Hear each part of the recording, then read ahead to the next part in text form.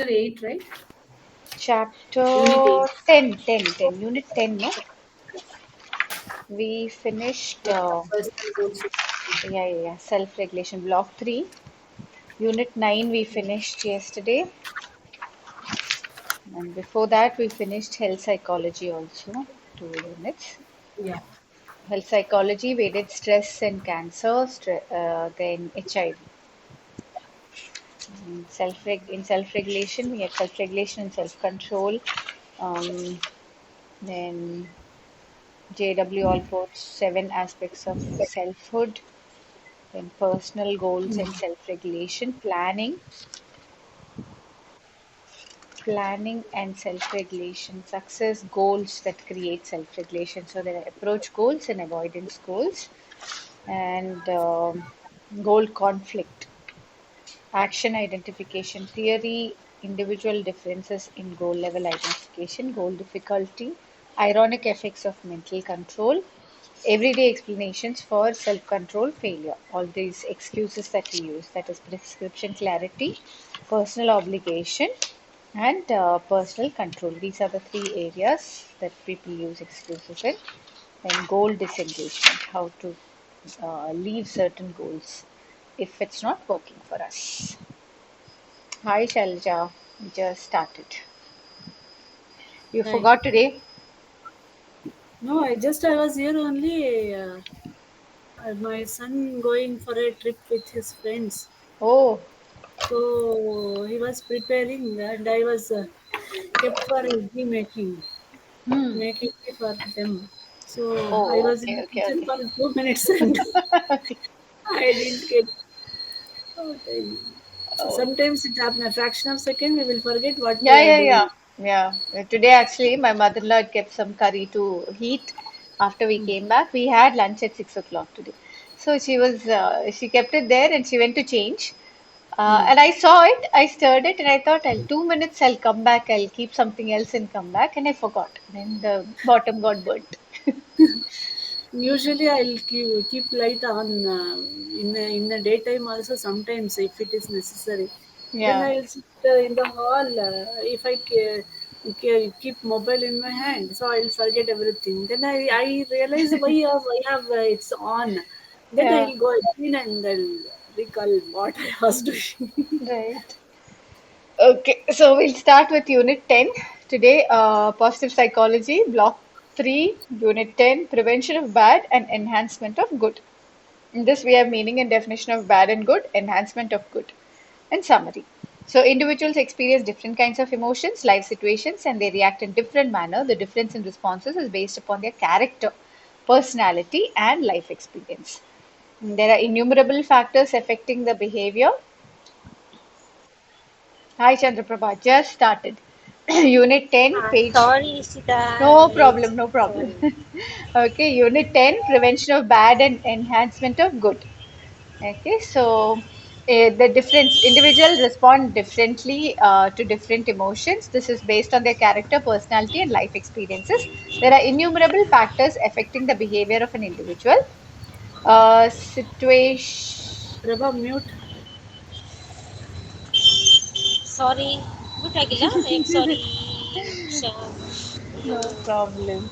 I'm on the way to home. One second. Ah, okay, okay, okay. Yeah, yeah. 1 second, Ishita. I'm sorry. No, no, no problem. Okay, thank you.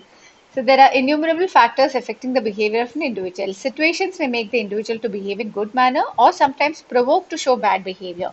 The identification of good and bad, the factors affecting for those behaviors are all discussed in this unit. Meaning and definition of bad and good. Life of an individual is composed of innumerable factors resulting in the development of personality and characteristics. Personality is expressed through behavior that can be observed when the interaction takes place in the external world. So, personality exhibits specific traits that may be physical or psychological. These in turn creates identity. Even though personality does not depend on social confirmation, it does undergo changes depending on the need and support that helps in building a happy life. Personality is subjective. Personality is composed of character. Development of character is a conscious effort as it emerges under a definite situation.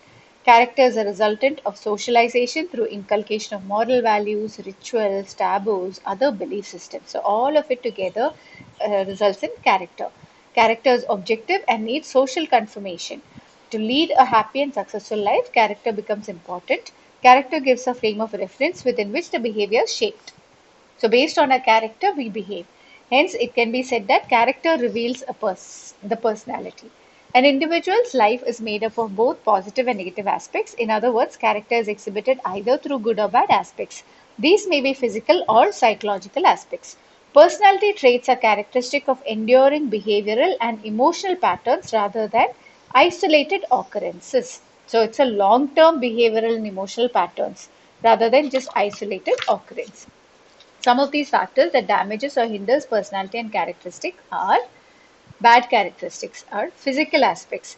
Health is an important factor in one's life. Negative habits lead to ill health apart from the natural causes of ill health.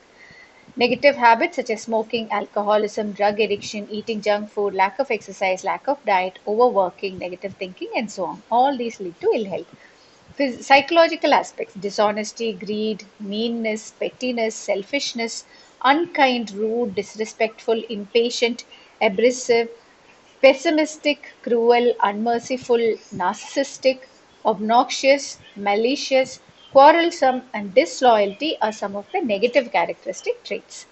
Some of the preventive measures are identifying, recognizing, and defining the problem, explaining the risk factor involved, developing and testing different methods of handling risk factors and enhance the protections, evaluation of the methods used to control the problems, application of successful method in public domain. So these are the preventive measures. Good or positive characteristics. Good comes from an old German root for gathering, and in its original sense, it means that something fits well. As an adjective, good is having a desirable or positive quality. Good means a lack of self-centeredness. It means the ability to empathize with other people, to feel compassion for them, and to put their needs before your own. It means, if necessary, sacrificing your own well being for the sake of others.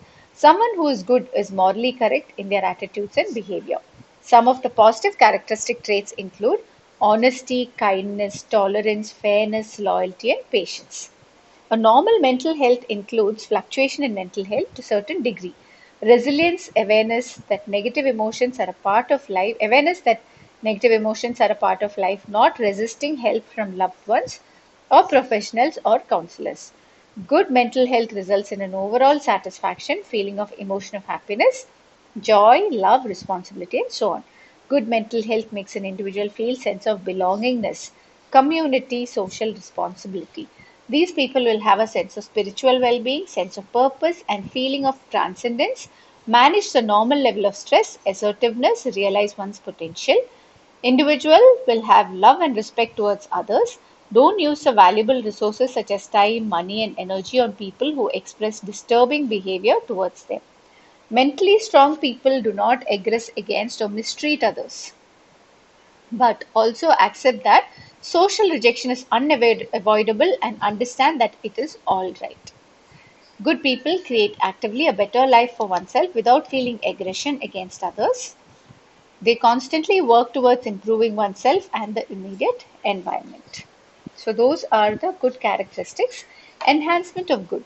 According to historian Warren Sussman in his book Culture as History, the use of the phrase good character peaked in the 19th century. Character was a key word in the vocabulary of Englishmen and Americans, says Sussman, and so important to society that it was promoted as an essential component of one's identity. Physical aspects, motor habits. These are the muscular activities related to our physical actions such as standing, sitting, running, walking, doing exercise, maintaining particular postures of body, etc. Nervousness. A number of habits can be classified as nervous habits. These include nail biting, stammering, sniffling, and banging the head. They are known as symptoms of an emotional state and are generally based upon conditions of anxiety, insecurity, inferiority, and tension. These habits are often formed at a young age and may be due to a need for attention. When trying to overcome a nervous habit, it is important to resolve the cause of the nervous feeling. rather than the symptom, which is a habit itself. As a result, one could experience anxiety.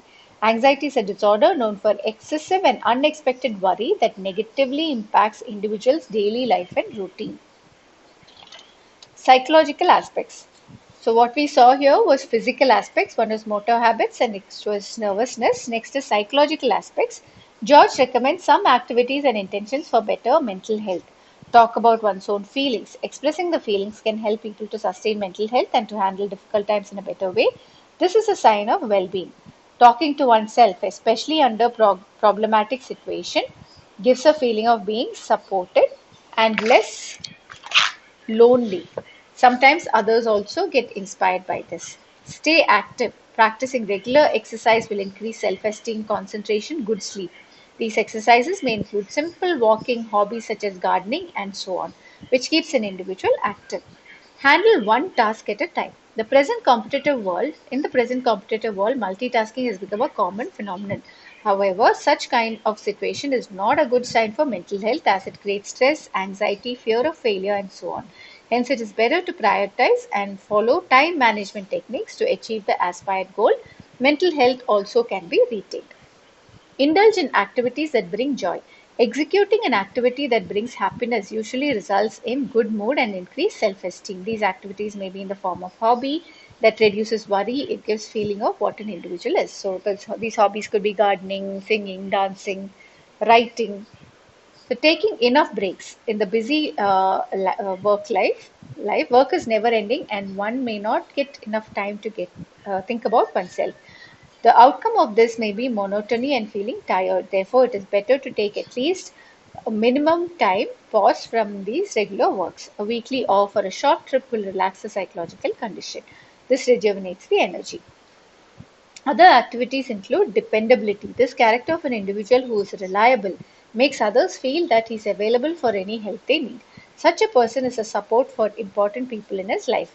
He always keeps up his promise and is loyal. So, how dependable are you? Whether people can trust you in times of difficulty, can they come to you? Will you be available for them?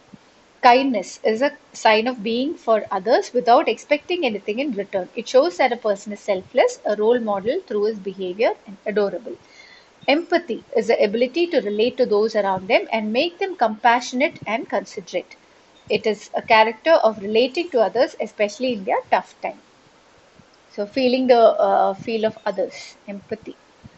Courage, nurturing of those qualities that will help people to stand up in any adversity. Develop belief in oneself is more important as it gives self confidence. Integrity is a good character to do the right thing, exuding enough self control to make good decisions on behalf of others, regardless of the cost to oneself. Such person consider the implication of actions and how it will affect those around them, showing a high level of self discipline in order to stay true to one's values and acts according to their principles and ethics and reflect positivity. So, whether it creates a loss for them or not, they will stand by their own values and principles and ethics and they reflect positivity. That is integrity. Next is self-awareness. It is about who one is and what he wants. Such person has no doubt about expressing the authentic self and do not let ego hinder the ability to be good. Friendly. An affable character is easy to talk to and always willing to listen. They get along well with others, put others' character at ease. Ambitious is a wish to achieve success in life through meeting an early decided goal. This is possible if the achiever works hard with more dedication towards meeting the goal and overcomes all the barriers while attempting to meet the goal. Achiever is persistent in reaching the goal. Next is creativity. Creativity is a unique characteristic that makes a person to look at a problem from a different dimension and try to understand its nature. This makes a person to solve the problem through better ways and complete the task on hand. Conscientious makes a person to lead life with meaning and purpose in one's action. What is right becomes prominent in life and follows a high level of self discipline and work to the best of one's capacity. This person can overcome temptations to stray from the path to success, such as procrastination and self doubt. Flexible. These people have the quality of modifying one's behavior and getting adapted easily to any situation, plans, or other types of adjustment needed. Honest. An honest person is always sincere and truthful and generally does not feel comfortable participating in deceptive practices. Humble people are able to exercise humility. They avoid boasting about their accomplishments and are respectful when earning praise or recognition. Patient. This person is able to tolerate setbacks, delays, or unexpected challenges without becoming anxious or angry. They won't get impulsive. They'll wait. They're willing to wait for success. Resilient. A person is someone who can quickly recover from setbacks, stress, adverse situations, or unexpected changes. Even after failure, the person can quickly put together a plan to exceed the next objective. Intellectual habits. These are related to psychological process requiring our intellectual abilities such as good observation, accurate perception, logical thinking, using of reasoning abilities before taking decisions and testing conclusions. Apart from the above mentioned facts, some of the habit formation also helps in keeping good health.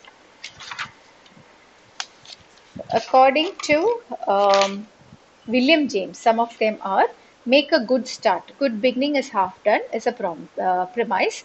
Accordingly, to learn a habit, one must make a good start, have strong motivation and determination of mind. Keep regular practice. It is essential to practice the new habit regularly until it becomes a routine. Postponement or interruption should be avoided because it weakens the habit formation. Example, giving some lame excuse like headache, lack of interest or mood and postpone the work should be avoided. So one is make a good start, and just making good start is not enough. You have to keep regular practice. Choose favorable environment. Good habit formation depends upon the encouraging atmosphere also. Example, for a student who wants to work hard, there must be a good company of hardworking students in studies.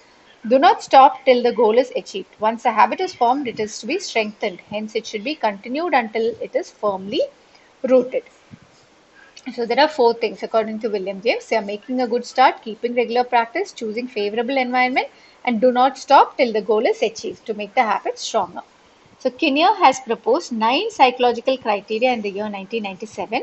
Self-acceptance. This is a prerequisite for all other components, whether it is related to good or bad in nature. People with this component experience strong feeling of self-love. People who love and respect themselves have the capacity to love and respect others and possess the foundation for becoming self actualized. Self knowledge is the ability of practicing introspection and be committed to understanding oneself. People with this quality know themselves well and are aware of their feelings, motivations, and needs. So we introspect and find out why am I thinking, why am I feeling the way I'm feeling. So this will give us an awareness of who we are and why we feel the way we feel, whether we are feeling jealous. So we don't hide anything from ourselves. So we are aware of it. So self knowledge is important. Next is self confidence and self control. People who are confident of oneself can function independently. They have appropriate skills for assertive behavior. They do not unnecessarily impose their views on others. So people who are confident and they have self control, they won't impose their views on other people. They can work independently. Clear perception of reality. Slightly optimistic. People view themselves, their present circumstances, and future accurately. So they have positive attitude. It enhances possibilities and potentials in life. So next is courage and resilience. In life, everyone confronted with danger and risk. They demand decision-making opportunities. It also sometimes results in failures, crises, or setbacks. People who are resilient adapt well to challenges, change circumstances, and are aware of reality. They bounce back from disappointment and setbacks. These people bravely confront their fears and accept their responsibility. In an appropriate situation, they take risk, accept setbacks and failures as part of life. Next is balance and moderation. So these are 9 psychological criteria. So the sixth one is balance and moderation. It's a quality to maintain balance between work and play, laugh and cry, enjoy planned and spontaneous time with family and friends. They are not afraid to be both logical and intuitive. They are rarely extremists and do not do anything in excess. So not going to one extreme or the other. They know how to maintain a balance and have everything in moderation. Love of others is the capacity to care deeply about the welfare of another person or humanity in general. It is an ability to give and receive love, have the need to belongingness with family, and desire to develop close ties to another person. Love of life. People with humor, spontaneity, openness, active, curious, venturesome traits make them enjoy their life. They develop vitality to cope, solve problems, and move on to future with positive perspective. Purpose in life. This creates a sense of meaning and satisfaction. Develop the feeling of worth, accomplish intellectual talent. So these are the 9 psychological traits. That's criteria. That this unit is over. Deepak, can you close the door? It's quite loud. So shall we move to the next unit, which is unit 11, positive relationships.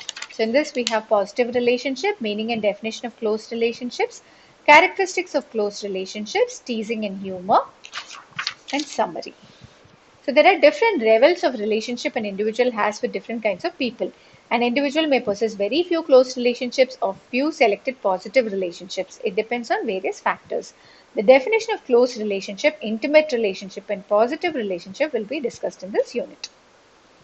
Positive relationships. Human beings throughout the world are contributed by the social relationship in experiencing and spreading health and happiness. Relationships are responsible for our greatest joy and our most painful sorrows. Physical and emotional well-being of an individual is improved by the support and care given by others. Mental health and happiness also depends on the quality of relationship with others in our life. Healthy people have strong supportive connection to others and have rich social lives, satisfying friendships and happy marriages. The importance of positive relationship is widely recognized by psychologists and non-psychologists alike. People typically list close relationship as one of their most important life goals and primary source of meaning to life. So for some people, they might have everything, but if they don't have a good relationship, they'll say, "What's the meaning in life?" So I went for a workshop and they were asking us different things. What would you like to have and all that? So I said, oh, I would like a lot of money. And then there was one lady who had come from Nagpur. She said, are you crazy? Money you can always make. If I'm looking for a good relationship. Without that, life is so meaningless for me because I have a lot of money but no meaningful relationship. So that's right. Close relationships are one of the most important life goals. Relationships provide an important coping resource through social support, fulfill needs for intimacy and sharing of life's burden through self-disclosure, and represent an ongoing source of employment and positive emotion through interaction with others. So relationship provide an important coping resource through social support. It fulfills the needs for intimacy. All human beings have a need for intimacy. So relationships fulfill that. And sharing of life's burden through self-disclosure. So we share our burdens through self-disclosure. I disclose everything. And represent an ongoing source of employment and positive emotions. Ongoing source of positive emotion through interaction with others. Humans probably would not have a built-in biological motive to form cooperative bonds with others and nurturing connections with their own offsprings. According to Baumeister and Leary, human need is a pervasive drive to form and maintain at least a minimum quality of lasting, positive, and significant interpersonal relationships. Basic needs such as food and water are essential ingredients for a healthy life, as a caring relationship with others is essential for well-being of an individual. So recent studies have shown that oxytocin is a pituitary hormone that reduces fearfulness and the physiological arousal associated with stress by producing relaxation and calmness. It reduces the physiological arousal associated with stress by producing relaxation and calmness, that is oxytocin. Oxytocin plays an important role in the release of milk in lactating mothers. The calm emotional state and feelings of safety produced by the hormone are thought to contribute to infant material bonds. In infant maternal bonds, actually, it is. It's not material bonds, it's maternal, mother and child bond. Meaning and definition of close relationship. As casual acquaintance is used more in our day-to-day life, it differs from close relationship in a number of ways. However, this difference depends on the level of intimacy between people. That is what differentiates a casual acquaintance and a close relationship, the level of intimacy. Researchers use the term intimacy to capture mutual understanding, depth of connection, and degree of involvement. So, there are three things that researchers use the term intimacy for, that is, mutual understanding, depth of connection, how deep is our connection, and the degree of involvement we have in the relationship. Intimacy is expressed among friends and lovers. It is in this sense that our closest relationships are the most intimate ones. Characteristics of close relationships. Miller, Perlman, and Brehm, based on their extensive review of the early literature, advocates that both laypersons and psychologists express six core categories that set intimate relationships, namely knowledge, trust, caring, interdependence, mutuality, and commitment. So, what is knowledge? Knowledge is mutual understanding based on reciprocal self-disclosure. Intimate partners are close friends with will know intimate partners and close friends will know more about his friend than others. So sometimes more than what the parents know, the friends will know. Even my 6-year-old niece, she doesn't tell us everything, but her friends will know a lot of things that we don't know. So mutual understanding. So knowledge is knowledge of the person. It's a mutual understanding based on reciprocal self-disclosure. It has to be reciprocal. If I'm disclosing something to you, it has to be a two-way street where you should also be disclosing. Then it is a close relationship. This includes another person's personal history, strength and weakness, deep feelings, etc.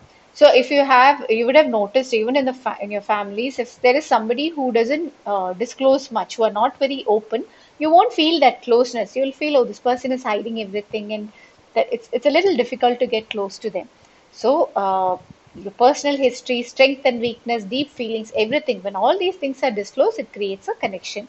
Self-disclosure is nothing but revealing intimate details of the self to others which are related to the true self. That is, normally people maintain secrecy when they are with acquaintances or strangers. So that itself gives us a feeling that the person is not close. Only those who are intimate to them will get a chance of being shared with secrecy because they have to trust us. If they don't disclose everything, that means they don't trust us.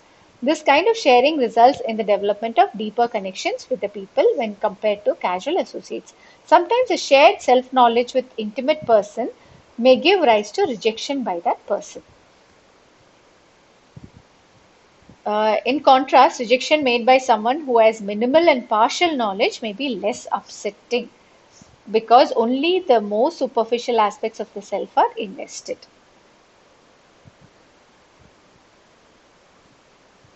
Um, yeah, so sometimes the self knowledge, so sometimes they will we disclose certain things and the other person, very private, intimate things that, like for example, when you're getting married, when I was getting married, a lot of people told me, my aunt especially told me, don't tell this person about your previous relationship. And I was like, no, I'm not in a hurry to get married. Only if he's accepting of this, then I'm okay. I don't want to hide anything.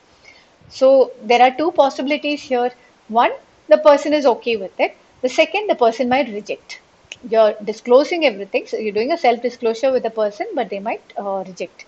So in contrast, rejection made by someone who has minimal and partial knowledge may be less upsetting. So when people reject you like that, when you're opening up and then they reject you, it's very upsetting. Whereas if they have very minimal knowledge and partial knowledge about you and then they reject you, then it's less upsetting because only the most superficial aspects of the self are invested, not the deeper things, intimate things. Research suggests that self disclosure both signifies and enhances mutual liking affection. A major review by Collin and Miller found string empirical support for three disclosures liking effects. A person discloses to another whom he likes. The person will be liked who disclose intimate self information more than those whose disclosures are less intimate. Now, if there is a mother in law and there are two daughters in law, one is disclosing everything, the other one is doing only a partial disclosure, who do you think the mother in law will feel more close to? So, people like those others with whom they have disclosed. People like those others with whom they have disclosed. So if I trust you, I disclose something, we will like, say for example, I'm disclosing more with Shailaja. I'm telling her some intimate secrets. I will feel more close to her than another person who doesn't know my secrets. So researchers have also found out effect disclosure reciprocity. The process often begins with non-intimate information and then moves on to more intimate factual and emotional disclosure over time. The movement of communication from small talk to the exchange of more sensitive personal information is considered central to the development of relationship. So initially it is non-intimate small talk. We just talk about how's the weather and those kind of things. And then we gradually move to disclosing more emotional things. So that movement is considered, movement from small talk to personal information, more sensitive personal information is considered central to the development of relationships. Reciprocal disclosure is most evident at the beginning of relationships and less so once relationships are well established. In a new friendship, there will be an obligation to reciprocate when a person opens up to personal information. So there will be an obligation. Now, I'm telling you something. So you will also feel that, oh, she's disclosing. Maybe I should also disclose something. Otherwise, what will she feel? She'll feel that I am closed and I don't trust her when she trusts me. So trust is an assumption of no harm will be done by the other, keeping confidence. So these are the characteristics of close relationship. First is knowledge, where you disclose everything. The second is trust. Mutual trust is another vital ingredient of intimate and close relationship. Trust is belief about someone that the other person will not do any harm. Here, confidence is a main element. Sensitive information can have damaging consequences if it is spread to others in the network of friends or co-workers. Violation of trust is damaging to relationship and will likely lead to betrayed person to be less open and more guarded in revealing personally sensitive information in future. So a few times if you've had this experience where people cheated you, you told somebody in confidence and that person went and disclosed it to your colleagues or someone else, you get to know that, then after that you will be a little more careful. You'll be reluctant to trust people and share more information in the future. Trust is an essential ingredient in close relationships, maybe because it is a necessary precondition for self disclosure. Only if I trust somebody, I will disclose. I'll do self disclosure. Caring. Caring is a genuine concern for the other and ongoing monitoring and maintenance of relationship. Caring is a polite social rule for greeting and acknowledging people that is followed. In intimate relationships, one may expect more detailed and genuine response, especially if things are not going well, and the other person is expected to be more honest in describing their feelings. Caring also involves appreciation and valuing of a relationship, providing support in times of need, recognizing special occasions such as birthdays, anniversaries, etc. All these things reflect the simple fact that more intimate relationships take high priority in one's life. So, when you have an intimate relationship that takes high priority, you will keep time aside for them, you will care for them, you will be there in times of need, you will appreciate them, you will wish them for their birthdays, you'll remember aspects of them. So that is caring. Next is interdependence. Interdependence is intertwining of lives and mutual influence. The mutual influence of each person on the actions, feelings, and thinking of the other is a defining characteristic of close relationships. More care and greater weightage is given to the advice and judgment of the family members, friends, and spouses than those who are less known. Emotional ups and downs of intimate partners affect one's own emotional states and actions. Intimate partners share in each other's emotional experiences. Compared to casual relationships, the mutual influences characterizing close relationships are more frequent and involve more areas of an individual's life, which are long term relationships. So, we tend to influence each other's emotional states and actions when we are in a close relationship.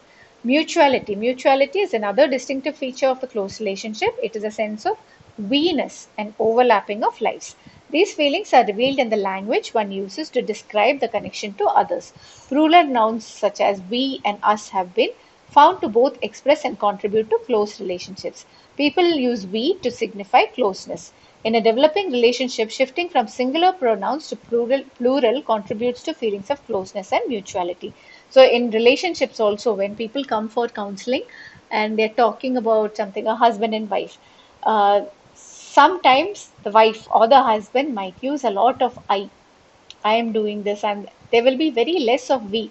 That will give a clue as to what kind of relationship they're sharing, whether it is intimate or not. Commitment. Commitment is a final component of intimate relationships. It is an intention to stay in the relationship through its ups and downs into future. Research suggests that people associate commitment with loyalty, faithfulness, living up to one's words, hard work, and giving one's best effort.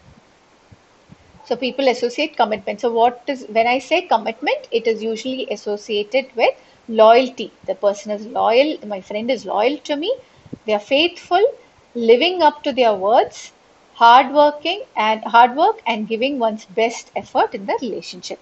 Successful friendship and marriage require spending time and energy maintaining closeness and working through the inevitable conflicts and problems that arise in long-term relationship. Close relationships also require some degree of personal sacrifice and compromise of individual self interest for the good of the relationship. So sometimes you have to give in for the good of the relationship. Both research and everyday personal experience suggest that this characteristic does capture the essential elements of what it means to be a close friend or intimate partner. It is important to recognize the diversity of relationships. That is, close relationships are a bit too complex to be captured by six ideal characteristics. Deep affection and caring can exist without passing the sex features. So, those are the six characteristics of a close relationship.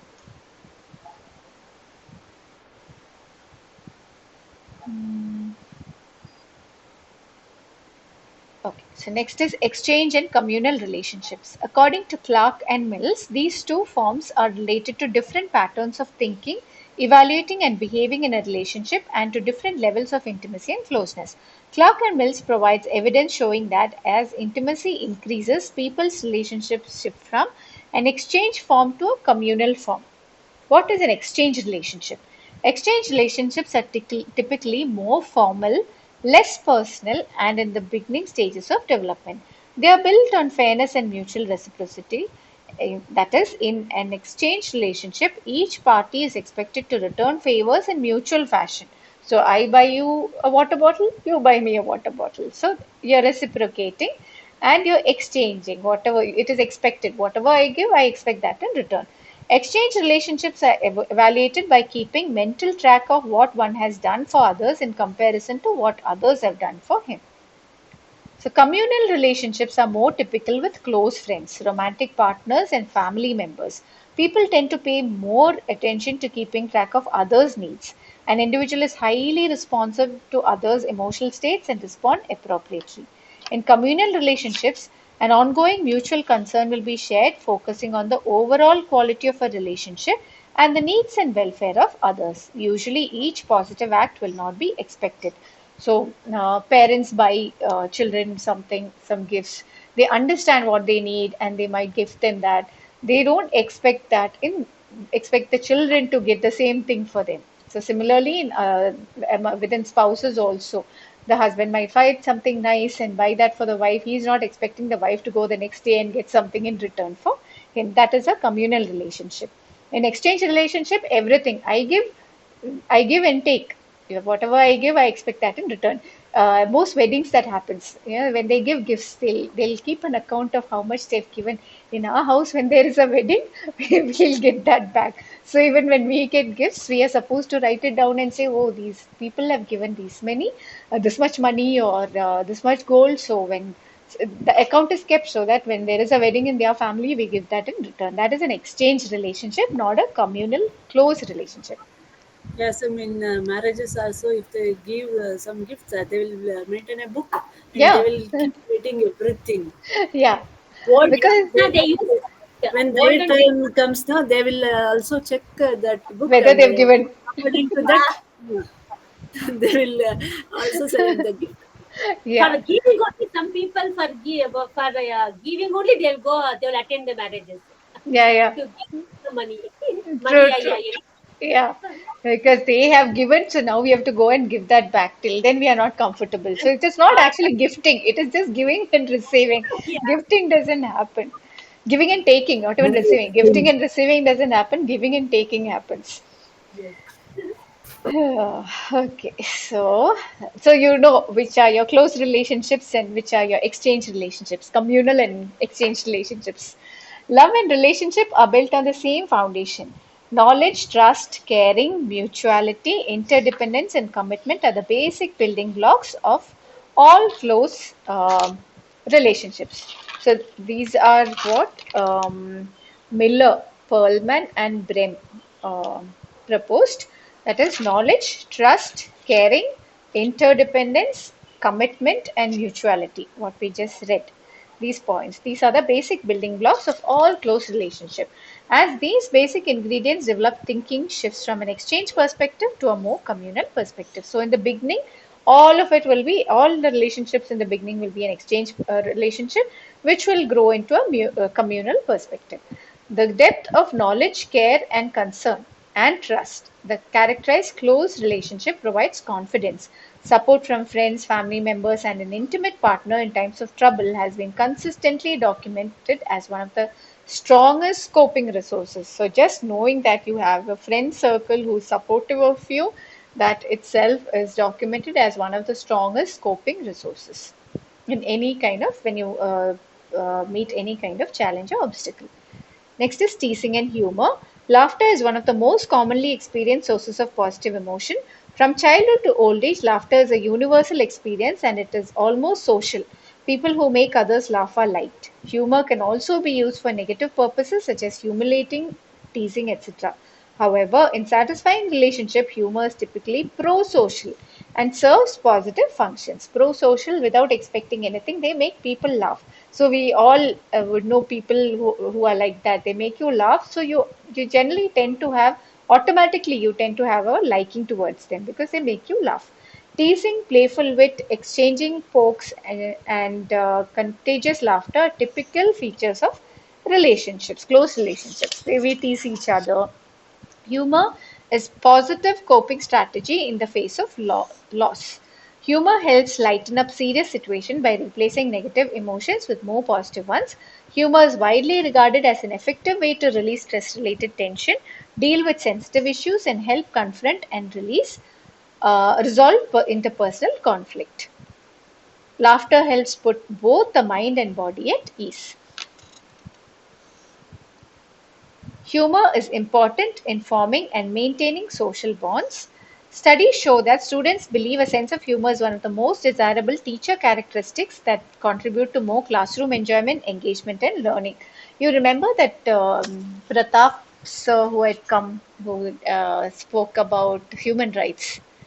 He was putting in a lot of humor when he was talking, making us laugh. So those things, whatever he said, we won't forget easily. We enjoy it and Yes. yeah. Yes, he was saying, if they don't like us, people, you just kick out. Yeah. So he made us laugh at so many things like Gandhiji, 3G, 4G, and all. We have all those Actually, it photographs. So was these, good. Actually, it yeah, was a good joke. right, right.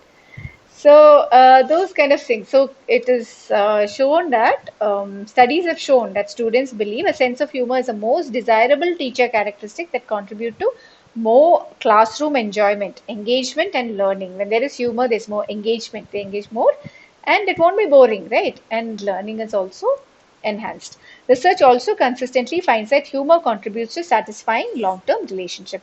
One of the we should be also be able to laugh at ourselves because with humor, laugh at that ability will actually make us less serious and be easygoing in relationships.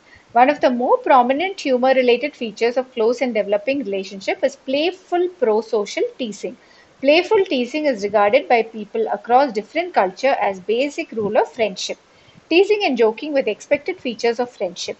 As Keltner and his colleagues have noted, teasing criticizes yet it compliments, attacks yet makes people closer, humiliates yet expresses affection. So when I was younger, when I was in school, I was very fat.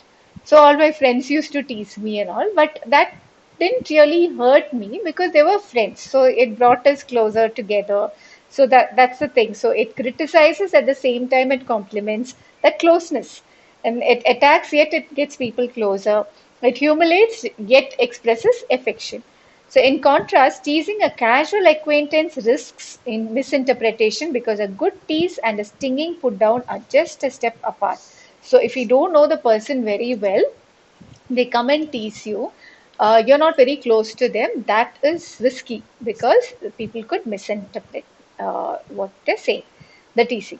Interestingly, the absence of teasing and taking teasing literally are probably signs that a relationship is in trouble. So, if there is no teasing in the relationship, they are very, very formal and serious, and in case they tease, the other person takes it serious, then that relationship is most probably in trouble. If they have a close relationship, they won't mind if the other person teases.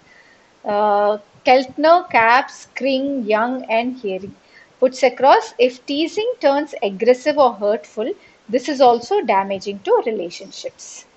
So sometimes bullying, when kids and even adults, when the teasing becomes very aggressive and they hurt, insult the other person, it becomes very damaging to the relationship and the person who's being teased. This chapter is over. But some people will talk sarcastic, na that time Yeah, also. yeah, yeah, yeah. I get They hurt. purposely do that to hurt the other person, Yes, indirect. especially relatives. It's like they've taken PhD in that. Yes, That is a in time. The according to situation, if they feel lower compared to them, they Huh. start and in times of jealous also. Jealousy. indirect. Yes, yes, yes, definitely. But in the friendship, Okay. sometimes No, what we are happens? studying Uh, psychology. We have to. No, it's okay. Let them talk. So what? Yeah. No, when you're very happy, no, even when they tease and do these things, Yeah. it won't bother you at all. You'll be like, oh, you say whatever you want. But when we are feeling low, that is when we get affected. So you have to introspect and find out what about me, what about my feeling triggered me. There is Really, something within. Yeah, that's after studying positive psychology, na, right. really, it's so helping. How Correct. with these comments and all, na. Yeah, in When fact, all of these subjects, no, they're so important. So I of late have not been sleeping well. Both of us, even Deepak was not sleeping well. So I was telling him after reading about sleep and its effects and all that, no, and positive emotions also. I said, see, you have to keep on reframing whenever we are going into that negative self-talk, and yes, then we have to yes, sleep early. So actually, we started sleeping early after these lessons. It's yes, really helpful. yeah. Okay. Okay, so next is Unit 12, Life Above Zero. Meaning of this question was asked multiple times.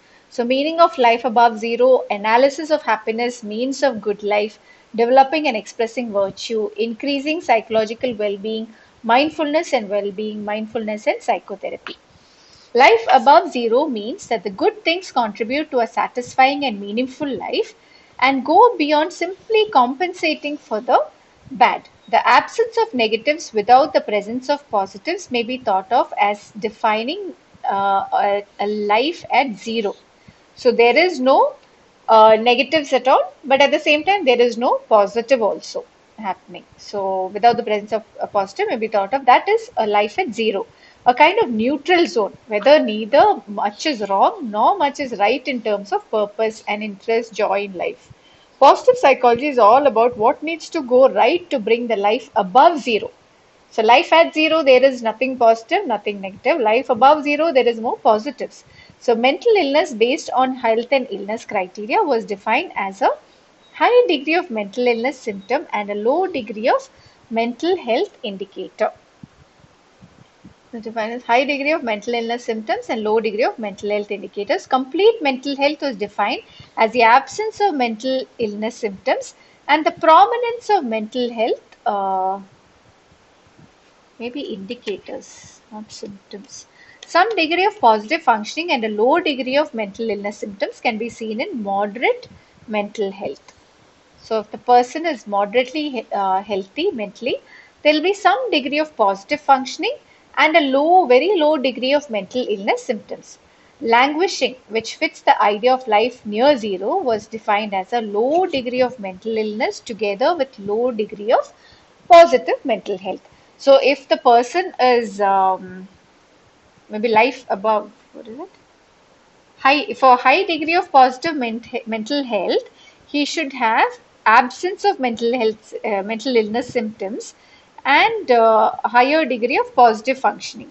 For moderate, there should be some degree of positive functioning and low degree of mental illness symptoms. And in low, what is that? Life near zero, the person will have low degree of mental illness along with a low degree of positive mental health.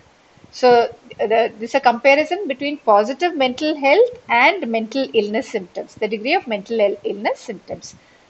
The case describes languishing as a state of incomplete mental health because while there are a few signs of illness, there are also very few signs of health.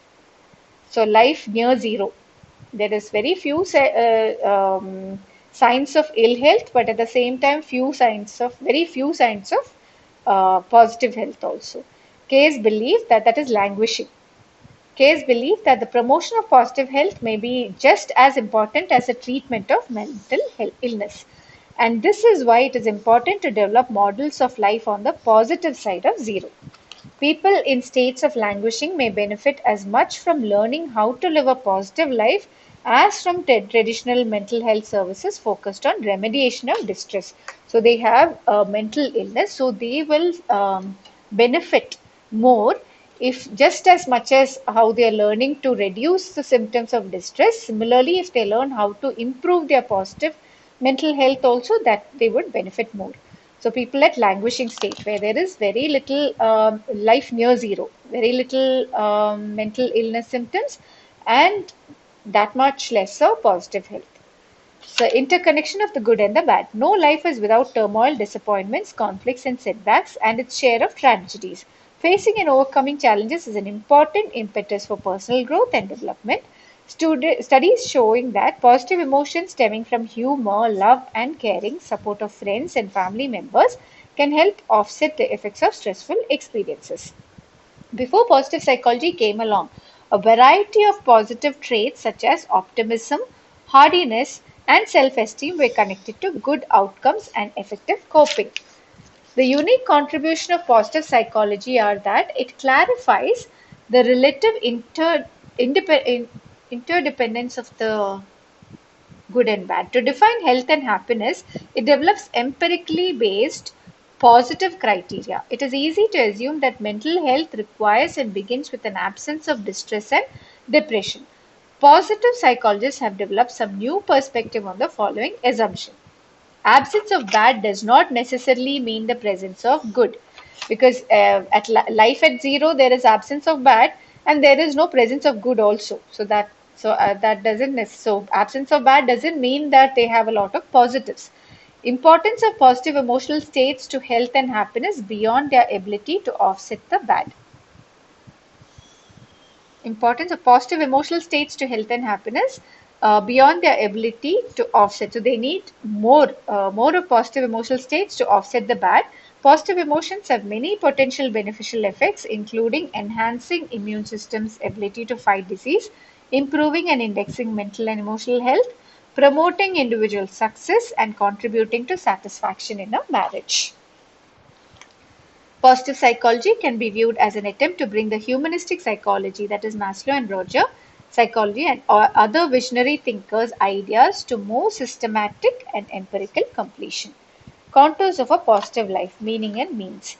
Meaning of life above zero. Countless writers from the ancient Greeks to present day philosophers, religious scholars, socio cultural observers, and self help gurus have described the contours of a good life. Positive psychologists are producing a rich empirical literature that helps sort out the complex factors that do not contribute to well being. Research relating to positive emotions, life, circumstances and stages, money and happiness, materialism, personal goals, positive traits, strength of character, transcendent purposes, and close relationships provides a comparative picture of the kinds of life choices, personal strength, and life involvement that increases well-being. Positive psychologists have also developed models and theories and identified patterns of different ways of thinking about the basic contours of good life. These include the subjective well being conception of happiness, subjective that is based on what I want. Eudaimonic models of subjective well being is also hedonic, I think. Eudaimonic models of positive health and optimal functioning, the classification of systems of virtues and character strength, the wisdom-based select, optimize, compensate model of good life, etc. So these are the models developed by positive psychologists. According to socio-cultural research, a good life is shaped by culture and context. People's fundamental assumption about self, values, relationships, life tasks, and purposes are powerfully influenced by culture, history, and social circumstances. So based on our the kind of family we are born into, the culture we grow up in, the history of our ancestors, all these things will influence what we think a good life is, and our assumptions about self, values, relationships, life tasks, and purposes of life. Socio-cultural changes. Hi Sushmita, page number 130. Meaning of life above zero. Socio-cultural changes influence what is considered true and good. Poverty and the availability of resources such as quality education and health may also influence the meaning of good life. Meaning of good life also needs to be placed within the context of lifespan development. A good life is not a fixed or static state, it is a striving towards optimal functioning, involving a continual process of growth and change. So it keeps on changing. What I thought as good life in my childhood is very different from what I think about good life today. Keeping in mind with considerations of culture and development, Seligman's three-part of analysis of happiness can be understood. He combines the major elements of hedonic and eudaimonic perspectives in his description of a pleasant life, an engaged life, and a meaningful life. So those are the three components he came up with: pleasant life, engaged life, and a meaningful life. Shailaja, you had asked me about that particular question number 19, I think. That is stages of life. What was not there, no? Stages of life. I just checked before this call. I forgot to tell you. Um, Analysis of happiness. A pleasant, so this is Seligman's analysis of happiness. A pleasant life takes note of the importance of positive emotions and experiences of happiness and health. The pleasant side of happiness includes a constant subjective well being of happiness, abundance of positive emotions, and few negative emotions. Positive emotions broadens the life perspective and helps in building physical, psychological, and social well being resources. Therefore, activities, choices, and self changes that cultivate positive emotions tend to improve the quality of life. Next is, so pleasant life is all about subjective well being of the person. And that involves happiness, abundance, lots of positive emotions, because these positive emotions will increase in broadening our physical, psychological, and social resources. Remember the broaden and build theory. In that, she talks about that these resources that are built because of positive emotions. An engaged life is characterized by active involvement in need fulfilling and personally experience life pursuits such as work, family, and leisure. Engagement provides a sense of competence and purpose that gives direction to life and contribute to personal growth. For example, from the perspective of self-determination theory, activities that promote and express autonomy, personal competence, and positive relationship with others contribute most to our well-being. Goal research affirms STD by showing the that is self-determination theory. Goal research affirms self-determination theory by showing the importance of pursuing goals that are freely chosen, not imposed upon by someone else, intrinsically enjoyable, and that match and express psychological needs. So they talk about goals that are chosen by us freely and are intrinsically driven, not by intrinsically enjoyable also. From within, we feel very happy when we are pursuing these goals, and it matches and expresses our psychological needs. Goal reflecting personal values and aspects of people's unique personal identities also enhance well-being. So these goals should actually reflect our personal values and the unique personal identities. Selecting the right goals require a measure of self-awareness and understanding. Self-awareness brings an understanding of which life goal will be the best fit with one's own unique needs, interests, and talents. Because no one else can really know you better than um, yourself. So, if you're aware of yourself, you have a proper understanding, you can set the right goal that fits your value system, your psychological needs, your interests, and talents. So, that is about engaged life, involving in need fulfilling and personally expressive life pursuits, life goals. Pleasant life is about subjective well being and activities and choices and self changes. An engaged life is about active involvement in certain behaviors and that are directed towards goals, and a meaningful life. Engagement and meaning are very much related. Seligman believes that a meaningful life takes us beyond a life interest by connecting to something bigger than oneself. Seligman also regards higher order, transcendent meanings as more deeply satisfying, enduring, and significant to people's sense of a life well lived. These larger life meanings include religion, spirituality, human virtues, serving others, sharing life's accumulated wisdom with others, volunteering in one's community, and contributing time and effort to worthy causes. So, not just for self pursuits. This is meaningful life is about the larger picture, contributing to a larger cause than just ourselves, buying things for ourselves. Next is means of a good life. Means is how to of a good life.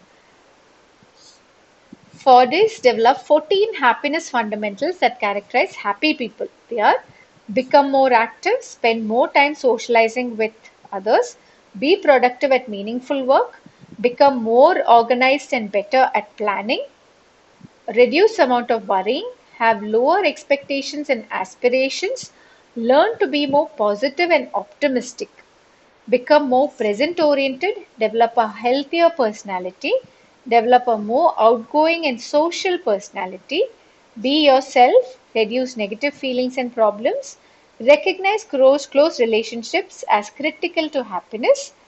So, when we recognize close relationships as critical to happiness, we will give more priority and value to those relationships, which will make us more happy. Make happiness an important life priority. So, these are the 14 happiness fundamentals. Intentional activities and self-concordant goals. Concordant goals. Lyubomirsky and his colleagues have recently studied a more focused approach to enhancing well-being based on goal research. They argue that long-term increases in happiness may be possible when people pursue goals that match or fit with personal characteristics, that is autonomously chosen, that is they have chosen it themselves, for which implementation plans have been laid out, so that working on them becomes relatively automatic and conserves limited self-control resources. So yesterday we saw about self-regulation and self-control resources, and it is very less. It is limited. So if you use it for one thing, it will not be available for another to control another behavior. So, according to Lyubomirsky and his colleagues, the long-term increase in happiness may be possible when people pursue goals that match or fit with their personal characteristics, that is autonomously chosen. These goals are autonomously chosen by themselves, independently chosen, and also it is they have an implementation plan laid out. So it is automatic. They don't have to struggle to achieve this goal. So when it is automatic, what happens? It conserves their self-control resources. It conserves their self-control resources. Next is developing and expressing virtue. Studies of the positive well-being effects of virtuous behavior have found that people who are asked to perform acts of kindness, forgiveness, and gratitude enjoy increased levels of well-being. Of many virtues, wisdom has received the most research attention as a foundation for a good life. Wisdom involves self understanding and knowing what is important in life. As described in SOC, Select Optimized Competence, developed by Baltus and his colleagues, a good life is based on integrating wisdom, goal selection, and goal pursuit. Wisdom facilitates the selection of life's more important goals. Even writing about personal goals may help people clarify, prioritize, and become more aware of what is important to them. So, integrating wisdom, goal selection. When you're selecting your goal, you will select the right one that matches all your needs, and the pursuit, how you implement and how you go about achieving that goal. So, integrating all these three together will give you more clarity and you'll become aware of what is important. Using positive psychology to treat depression, Seligman and his colleagues refer this as positive psychotherapy. The positive psychotherapy approach was based on virtue and character strengths and to seek to develop signature strengths and enhance well-being by encouraging the individual to engage in virtuous behaviors. Results of the several PPT intervention studies showed significant reductions in depressive symptoms over periods of 6 months to 1 year. Many people describe the experience as life-changing. So it's called positive psychotherapy. It was based on virtues and character strengths to develop certain signature strengths to enhance our well-being. Increasing psychological well-being. Rooney and Fava have recently provided a review of their work on well-being therapy based on Rice's eudaimonic model of psychological well-being. The purpose of WBT, that is well-being theory, is to move people from impaired to improved functioning as defined by the 6 attributes of health described by Rice. This was asked in one of the question papers, I think. I've marked it here. So, mm, the well-being theory is based on Rice's eudaimonic model of psychological well-being. The purpose of well-being theory is to move people from impaired to improved functioning as defined by the 6 attributes. Let's look at the 6 attributes. Modification of Riff's model by Rooney and Fava includes 6 dimensions as follows: environmental mastery, personal growth, purpose in life, autonomy, self-acceptance, positive relationship with others. These are the 6 dimensions. Well-being therapy is in its initial phase of development. It is meant to be a helpful counterpart to well-established psychotherapies.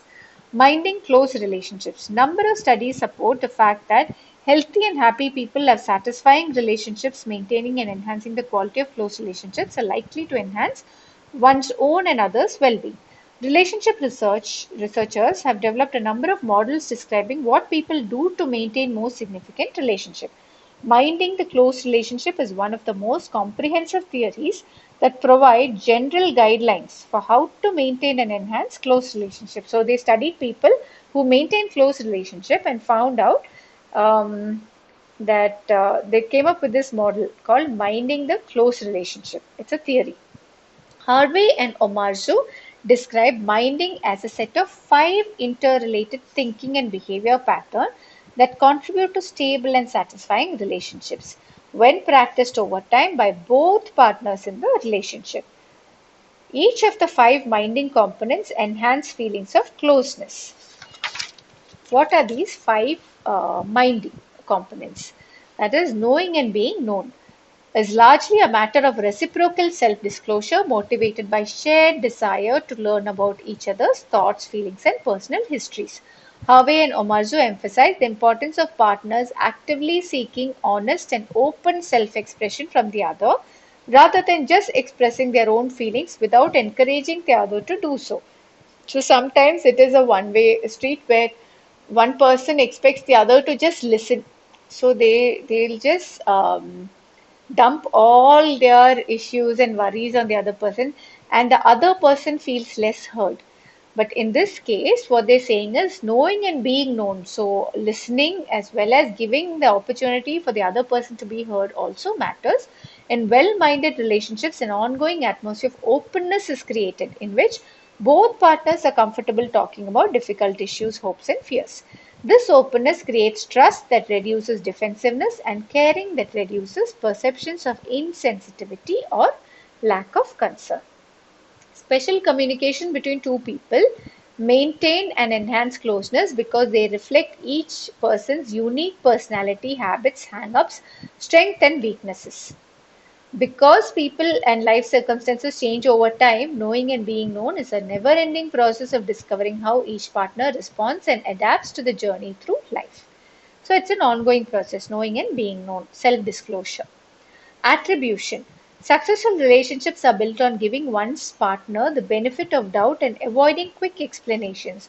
Generally, this means viewing positive behaviors as reflecting positive internal traits such as care and sensitivity, as well as negative behaviors as occurring due to external circumstances. Specific behaviors facilitating and enhancing attributions include making generally positive attributions regarding the partner's behavior. Attribute negative relationship events to external factors is basically making excuses for the partner's behavior. If there is a negative behavior, you say, oh, that must be because he's stressed because of his environment, because of his job. You always make excuses for the other person. And generally positive attributions, making positive attributions regarding the partner's behavior, making attributions for the partner that matches the partner's self attributions. Acceptance and respect. In healthy relationships, people listen respectfully and embrace all of their partner's qualities, good or bad, accept rather than dismiss their partner's feelings, and find ways to compromise and work out differences. In well minded relationships, partners are aware of the dangers of getting locked into long periods of negative interaction. So, sometimes when in married partners, if one partner goes and talks to the other person, I have been feeling lonely or I've been feeling sad. Sometimes the other partner dismisses it off, saying, "Are you crazy? Why are you thinking like that? You must be mad. Don't even bother talking about it," without listening to the entire thing. Instead of that, if you can accept and respect how they are feeling and find out and giving them that reassurance that you're there. They could be feeling lonely because they're not getting enough time. So talk about that and reassure them. That really helps. So acceptance and respect is important. They are principles that provide a foundation for perceiving one's partner and the basic requirement of all interactions, even those involving conflict and sensitive issues. Over time, acceptance and respect fosters closeness by promoting the development of strong feelings of mutual trust, sincerity, and caring, because a person feels cared for. They feel cared for when they are being heard and accepted for all that they feel and say, and also have a mutual trust in the other person, in each other. Some of the behaviors that contribute to acceptance and respect are pride in other person's abilities, express feelings of trust and commitment. So it's not enough that we have trust and commitment, we have to express those feelings also to each other. Behaviors that acknowledge the other person's preference or concerns. Behavior or verbal expressions that acknowledge self disclosure.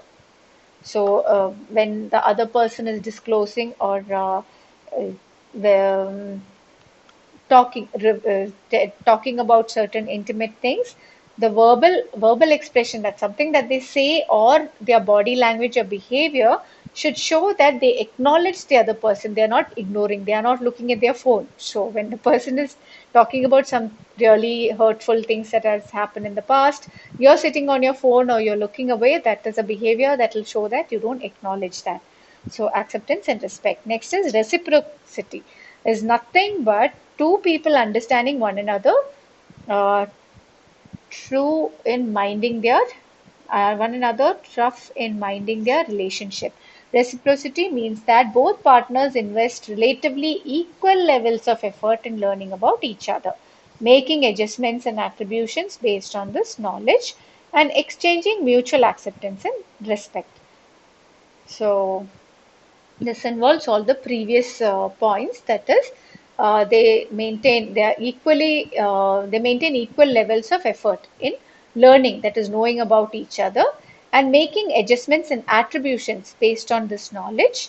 So I know my friend, no, she's not going to do that. Or making attributions about the person based on the knowledge that you have of them, and exchanging mutual acceptance and respect. Specific behaviors relate to reciprocity are perception that the partner's effort in relationship matches one's own effort. So you have to perceive that, you have to feel that he's also making the equal amount of effort. Ability to identify the person's contribution to the relationship. You have to identify, you have to have the ability to identify, not ignore the other person's contribution to the relationship. Recognition of other person's support and effort. You have to recognize that, give them the recognition also, acknowledge it. Perception of stronger together than separately. So they should feel that, perceive that when they are together, they are stronger than being separate. That is reciprocity. The fifth one is continuity. Successful relationship takes time. Minding is an ongoing process which is important for the continuous health of a relationship. Harvey and his colleagues believe that partners who build a personal life history together, supported by a well-minded relationship, are likely to enjoy the profits as a sense of we-ness. Togetherness permeates the relationship. Agreement in charting the ups and downs of the relationship over time, an optimistic view of the future of the relationship, feelings of influence in the relationship. I feel that I can influence the other person, and hope for the future in general. So you have um, an optimistic view of the relationship, for the future of the relationship, and hope for the future in general. You're not depressed or hopeless about the future. So hope for future as well as optimistic view of the future of relationship, feeling of influence in the relationship, agreement in charting the ups and downs of relationship over time, and a sense of we-ness or a togetherness permeates a relationship. These are the minding components. The five minding components are knowing and being known, attribution, acceptance and respect, reciprocity, and continuity. Next is mindfulness and well-being. A different approach has grown out of the meeting of Eastern philosophy and Western psychology. Eastern meditative practices like Buddhist traditions have a long past in their own right, but only a short history in psychology. However, this has begun to change as Buddhist philosophy, particularly the concept and practice of mindfulness, has made its way to Western empirical psychology. Empirical is evidence based psychology, perhaps most notably beginning with the work of Ellen Langer. Historically, mainstream psychology has viewed mindfulness and meditation as falling under the umbrella of states of consciousness.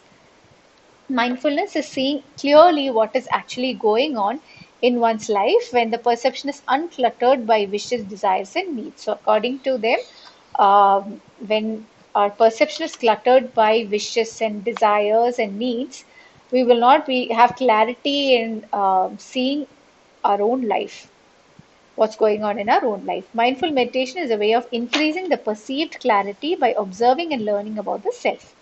Meditation is aimed at increasing the accuracy of self understanding and providing a basis for self improvement and enhanced quality of life. So, mindfulness meditation is a way of increasing the perceptual clarity of observing and learning about ourself. Meditation is aimed at increasing the accuracy of self understanding. Oh, by the way, mindfulness and well being was also asked in one of the question papers, I think. Meditation is aimed at increasing the accuracy of self understanding, how accurate is our understanding of ourselves, and providing a basis for self improvement. So, based on our understanding, we can improve ourselves, self improvement, and enhancing our quality of life. Mindfulness meditation has been most extensively investigated as a therapeutic practice for people with high levels of stress. It also improves the health of people having problems such as psychosomatic and cardiovascular disorders. Psychosomatic disorders are disorders which physical disorders that has no organic causes, but it is mainly because of the mind, our thoughts, what is happening in our mind. So there could be aches and pains, but no cause known. It could be because of stress. Psychosomatic and cardiovascular diseases, asthma, hypertension, chronic pain, and cancer. It improves all of these: mindfulness, meditation, panic attacks, anxiety, phobias, and eating disorders. Mindfulness as an antidote for mindlessness. Mindfulness means focusing on the here and now rather than pondering over the past or entertaining anxieties and wishful thinking about future. This means living in the present and not for the present.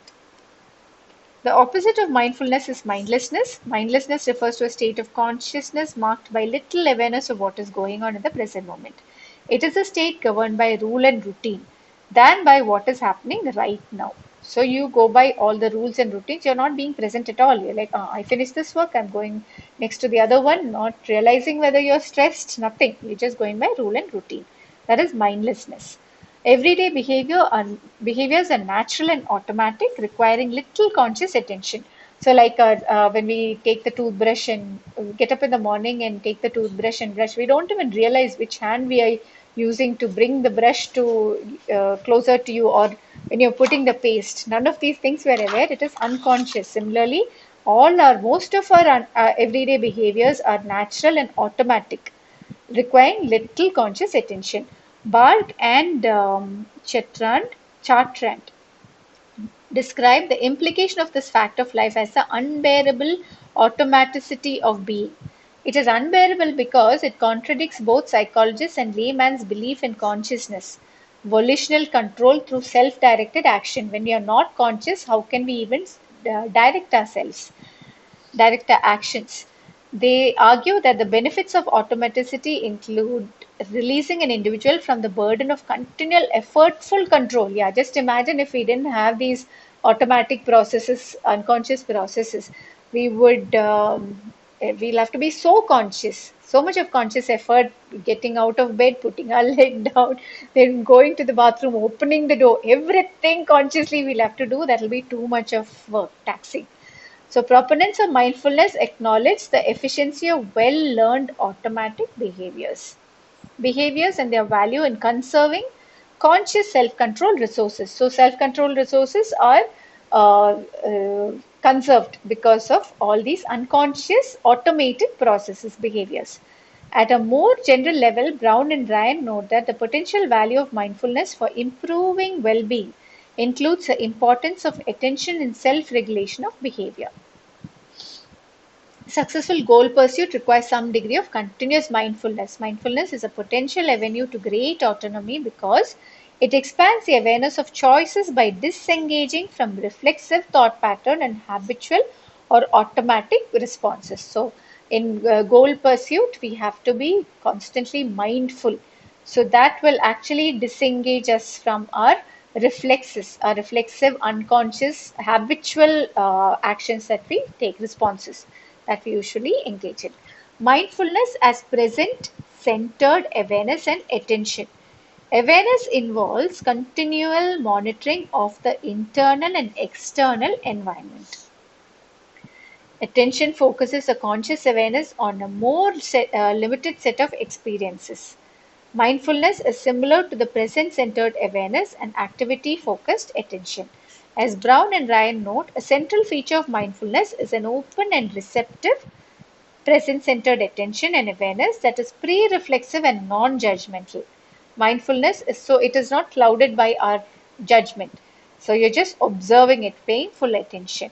Mindfulness is oriented towards simply observing rather than evaluating the self. You're not judging and evaluating. It is this seeing more that makes mindfulness a potential antidote for the blunted awareness stemming from hectic lives, defensiveness in self examination of faults, and unexamined cultural assumptions of how one should live. So, when you're being mindful, what happens is usually when you're doing a self examination or introspection of what we are doing, of all our faults, all our judgments come in the picture. It becomes difficult. We tend to deviate from it because it's uncomfortable. Whereas in mindfulness, when you're just seeing things as they are, just observing, not evaluating, it saves us from all these things where we run away from certain. We will have more awareness. We won't run away from certain feelings and unexamined cultural assumptions. So we don't really question cultural practices sometimes, how we should live. We don't ask ourselves what would I like to eat, what time would I like to have food. We just go by a practice. We don't ask, am I hungry? Do I want this particular food? What kind of vegetable do I want to have? Body really gives us those hints. If you go to a vegetable shop and you look around and actually connect and ask what do I need to have, you will be directed towards those vegetables that your body needs. I've tried it so many times, and then I'll come back and check and I'll see that is the exact vegetable or the vitamin that my body is deficient in. So we are so intelligent, but we don't tap into it because we get, you say, lost in all these cultural assumptions of how we should live. But when we are being mindful, we can actually live in the present and direct our lives based on total autonomy, based on how I want to live. The mindful meditation within Eastern philosophy, mindful practice in the form of meditation and zazen sitting has a long tradition as one vehicle for enhancing clarity and well-being. Meditation refers to self-regulation practices that focus on training attention and awareness in order to bring mental processes under voluntary control and thereby foster general mental well-being and develop specific capacities such as calm, clarity, and concentration. So, meditation refers, these are self regulation practices, meditation, where you're bringing, so it involves a training where you train your attention and awareness in order to bring certain mental processes like all these constant thoughts that keep coming, all your anxiety. So, all those mental processes are voluntarily, you yourself choose to control it, voluntary control. You choose to bring it down, bring all those activities down by being more aware and develop, so thereby you develop capacities such as calm, clarity, and concentration. It is important to point out that even though mindfulness meditation training is an integral part of Eastern philosophies and religion, it is not in itself a religion, particularly as translated into Western psychology and culture. As Pekka and his colleagues put in, derived from what were originally and primarily religious or spiritual practices, meditation has been adapted for secular purposes. It requires believing oneself. In its secular form, mindfulness is a means of self change through self discovery. But its purpose is not to convert people to a particular set of doctrines. So, unlike religion, in religion, they have a lot of doctrines and they convert people to follow that particular set of doctrines. But here, mindfulness is a means of self change through self discovery. People from a variety of religious traditions practice mindfulness. Mindfulness meditation is actually quite practical and at one level even simple. It is not an all encouraging activity that requires major change in everyday life routine.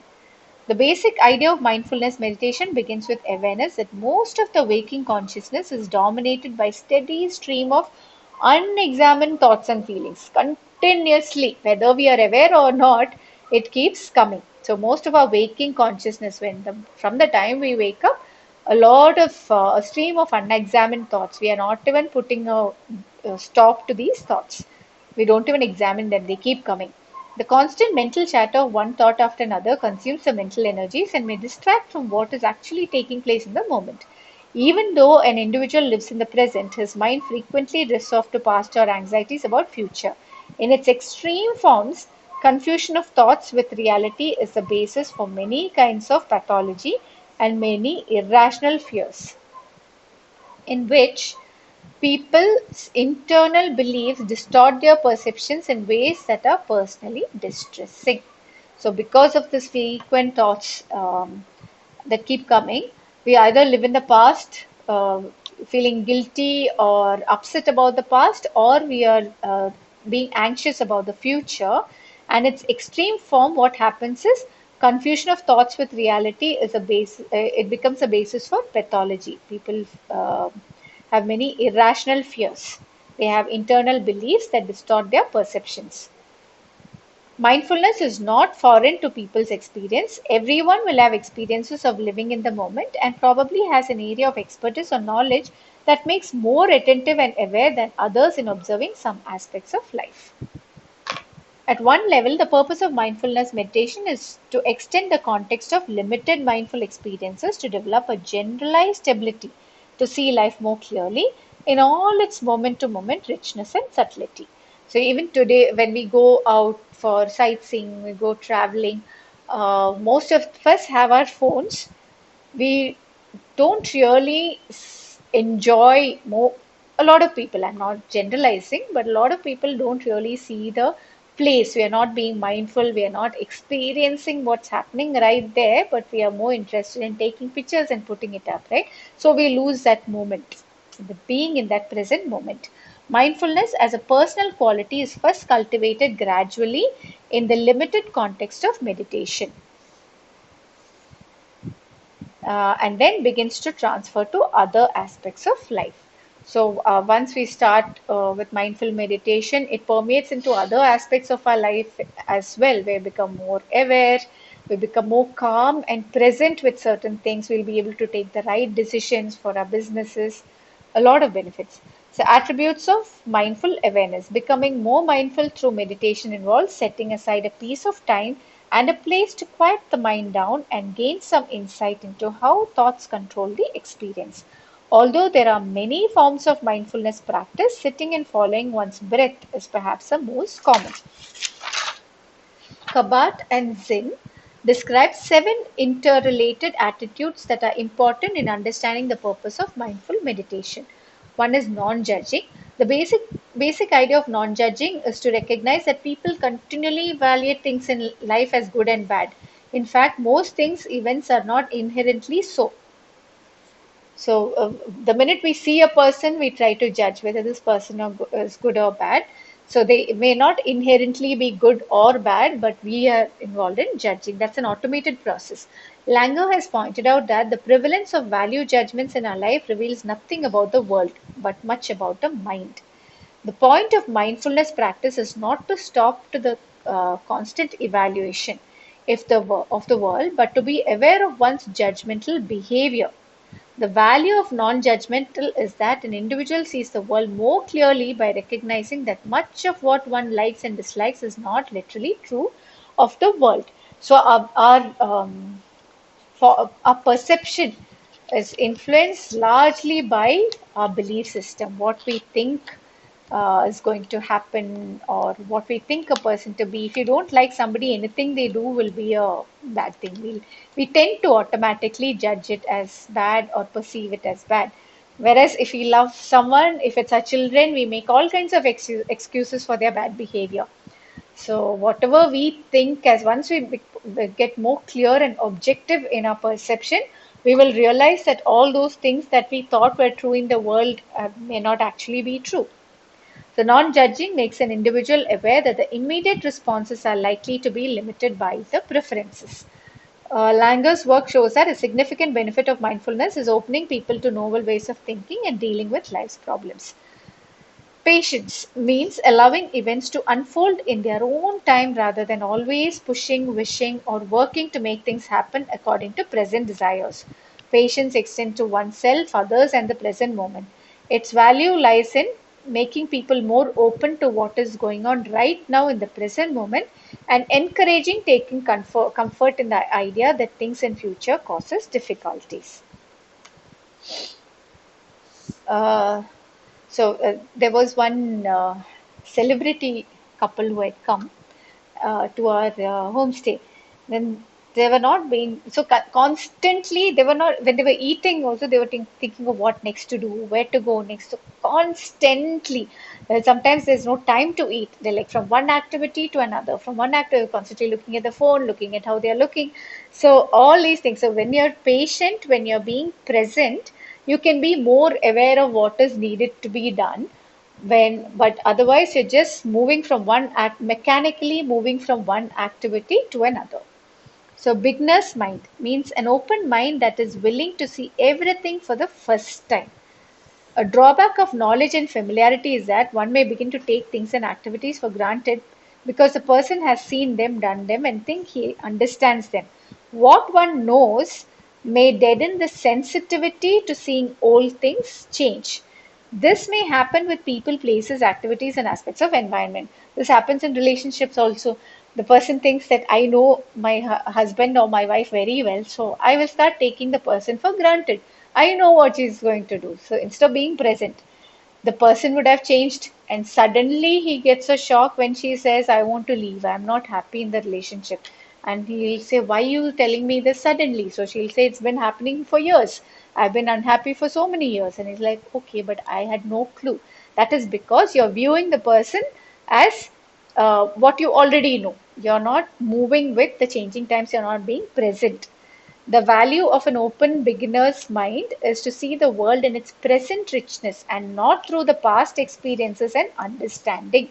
Similarly, there are chances of us getting cheated also. Once upon a time, I had a good relationship with a person, and based on with those lenses, you view, because you're not viewing with a beginner's mind. You're like, I know this person very well, and then one day you get cheated and you don't know what happened because you are not being present to the emotions, the body language, or anything, because your lens is colored with your previous knowledge of the person. Beginner's mind is an antidote for boredom and the seemingly insatiable need to see and do new things. So, non-judging, patience, beginner's mind. Next is trust. Trust means taking responsibility for being oneself. Some psychologists describe this as authenticity. Trust is important because even if one makes mistake in the course of following one's own intuitions and feelings, at least they are the mistakes of oneself. So, trusting about oneself, making their own judgments and taking decisions. It's important because even if we make mistakes, then it is a mistake I made, not because you will not blame another person because somebody said this, and that will actually give you more space to learn and grow.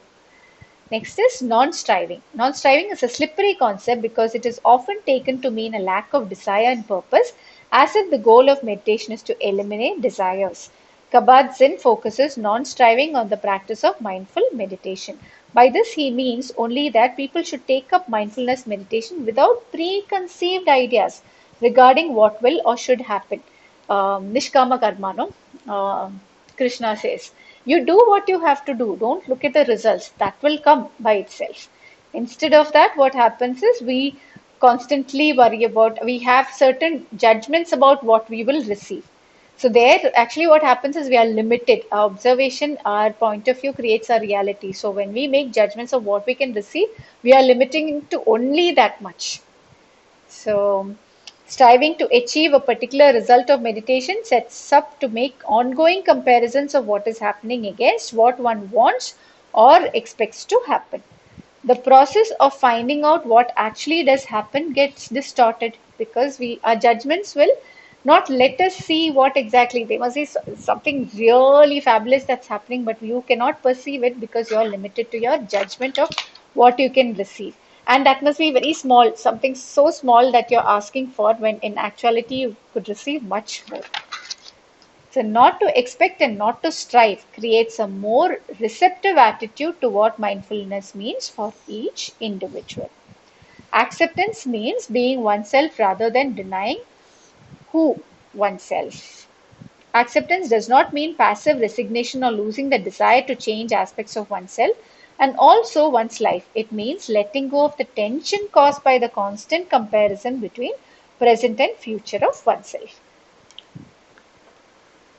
Letting go. In mindful meditation, letting go refers to practicing non attachment to prominent thoughts and feelings. In meditation, people find that certain thoughts, feelings, and experiences occur more frequently or with greater emotional intensity. That is, there are certain things that the mind seems to want to hold on to.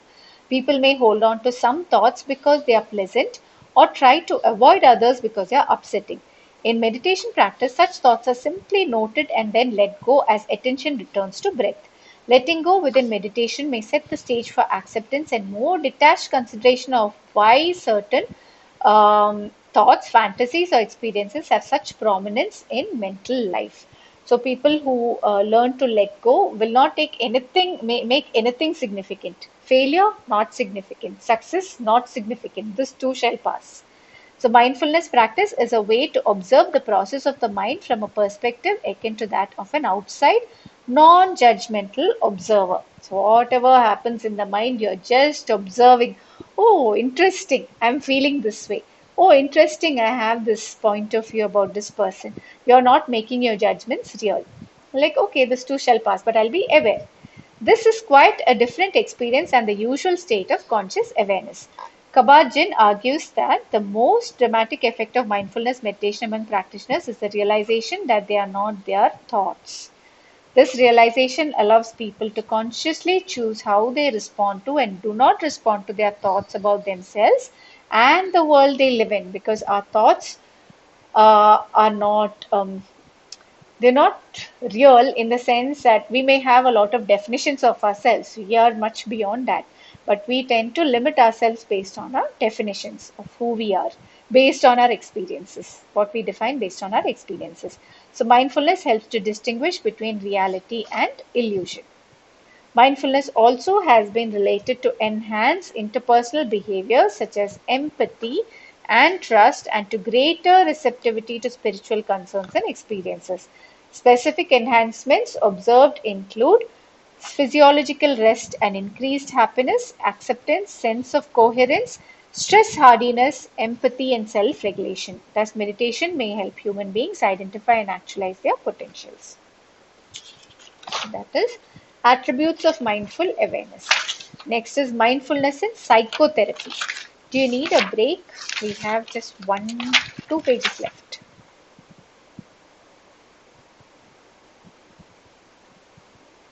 Break, anybody, or shall we continue?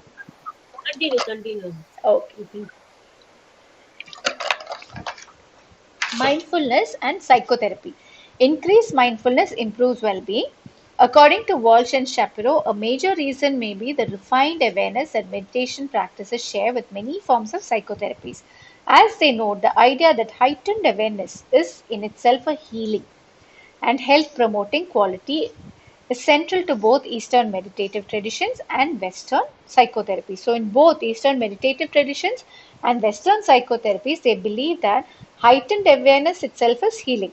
Observing the self clearly, setting aside the blinders of habit and reflexive emotional response are considered foundation for healthy functioning in both the East and West.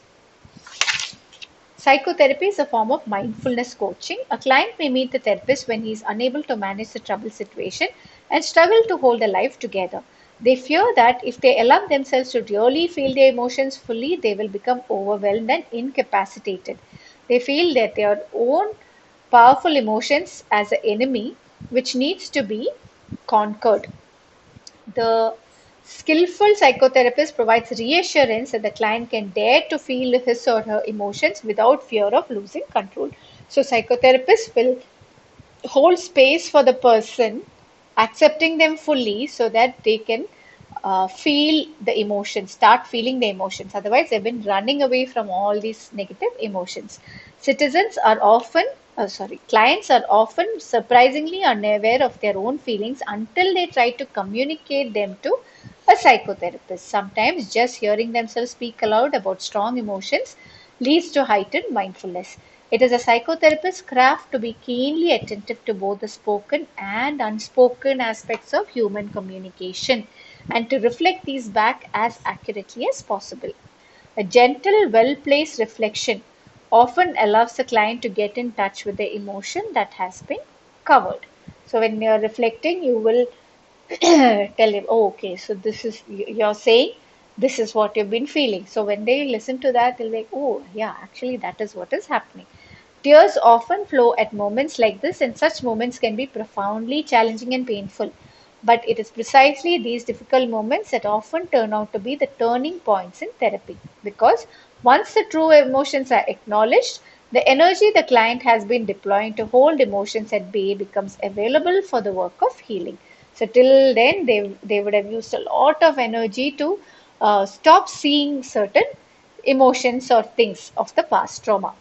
What has occurred is that the psychotherapist has invited the client to enter a state of mindfulness, a state in which strong emotion is acknowledged, accepted, and embraced. So you don't resist anything. So in mindfulness, what we do is we let everything pass, we observe everything. Whatever feelings come, good, bad, ugly, we accept them, embrace them, let them go. The minute you resist, it becomes very powerful and it will have a hold on us. It will take up a lot of energy. Clients often emerge from these periods of intense mindfulness with calm expressions of surprise that they did not become incapacitated by the emotion, that they are conditioned it quite well, and that they feel a sense of relief and wholeness that was absent before while they were working so hard to suppress their emotions. So Frederick Perls developed a therapeutic approach known as Gestalt psychotherapy. This approach is based upon the idea that psychological problems arise when an individual refuses to acknowledge personality characteristics and emotions that are distressing. The goal of Gestalt therapy is to heighten the client's awareness of emotion and personality aspects that have been disowned to restore wholeness. So they would have disowned a part of themselves. But at the end of the day, according to the client, that is him, that part of himself. But as long as he is not willing to see that, it keeps him in distress. So in Gestalt therapy, they heighten the client's awareness of those emotions and personality characteristics. So, this is simply another way for describing a specific type of increased mindfulness. In short, many psychotherapy approaches have the goal of heightening, clarifying, and increasing the accuracy of clients' self awareness. So, all of these psychotherapy techniques are aimed at increasing the client's awareness of self to enable the client to see self and situations clearly. From this new position of clear self acceptance, self understanding, and acknowledgement, and owning of one's full emotional experiences, healing and growth begins to occur quite naturally and spontaneously. So, one of the emotions I've seen that repeatedly I see it coming back in sessions, no, that people try to run away from is guilt. Guilt for sometimes not one common thing is guilt of not talking to somebody or being nice to someone who's no more now. So they will have to make peace with that. They'll feel very guilty. The person would have died.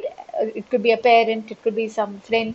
They'll feel very bad that before they left, they were not good to them. That is one guilt that's very prominent.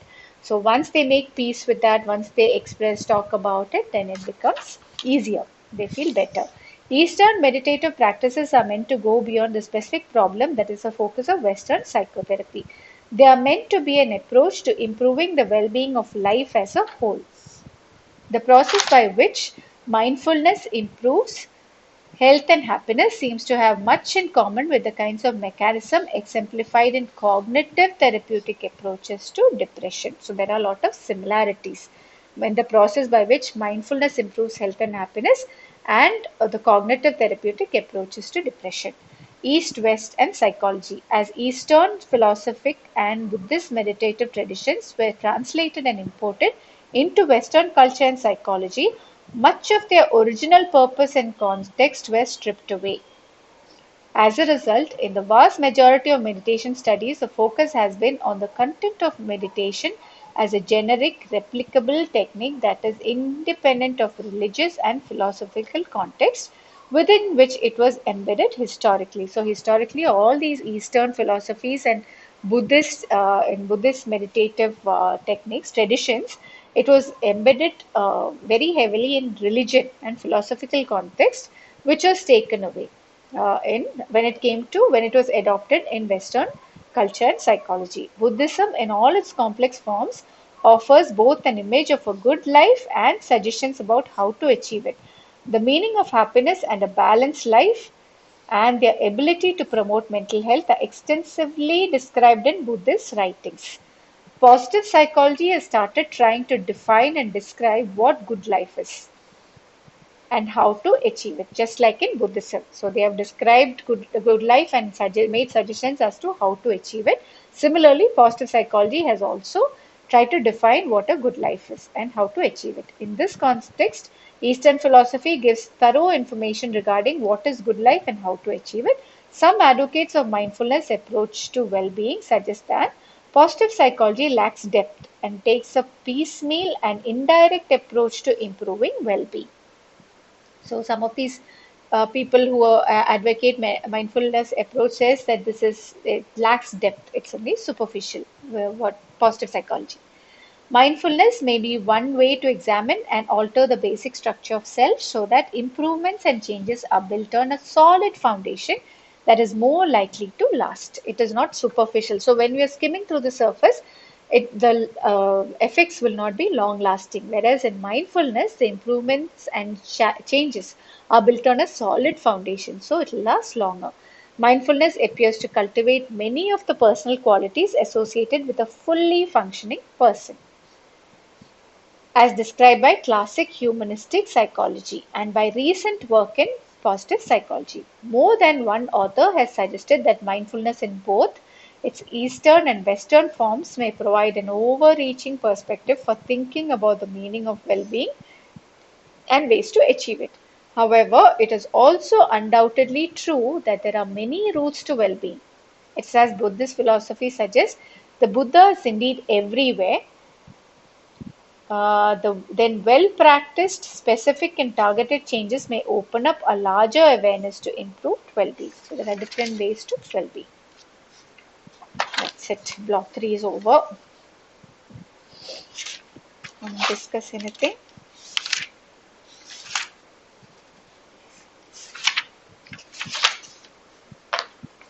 Block 4 is left. This chapter little bit nothing is. This chapter, it's there. You have mindfulness and psychotherapy, attributes of mindful awareness. Let me just go through the question paper. Mindfulness and well being, I think they might ask. Increasing psychological well being means life above zero. Yes, life above zero, they've asked many times. And it has this analysis of happiness, that pleasant life, engaged life, meaningful life of Martin Seligman. It's in other, I think other chapters they've just given just the points, but here they have explained it properly. So if you want to explain about positive psychology, we can actually bring this also into the picture, saying talking about Martin Seligman and what he thought a good life is. It has pleasant life, engaged life, and meaningful life. Um, yeah, that's it.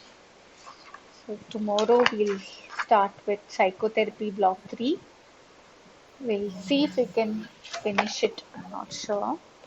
I don't know how many pages are there. Even though it has only 3 blocks, the third block is also quite big.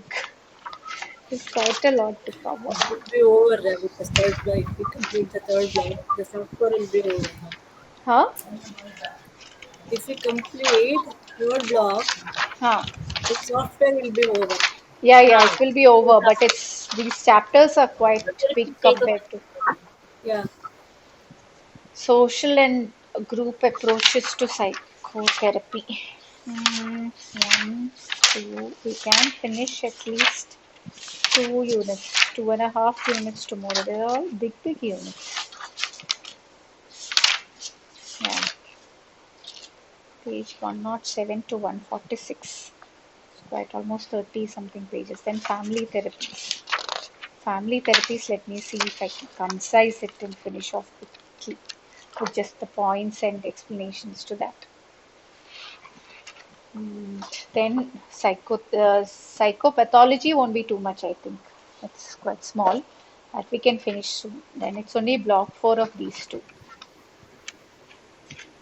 In pathology, 12th lesson is little bigger Is it? compared to Okay. Let's see. almost 14 pages, 13 Okay. pages.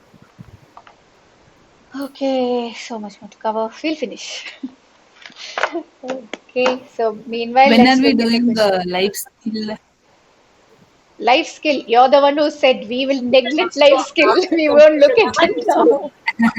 days, Af- After completion of these 4 exams, ah, Huh, now that we it, Yeah, we can have do. 1 week of time.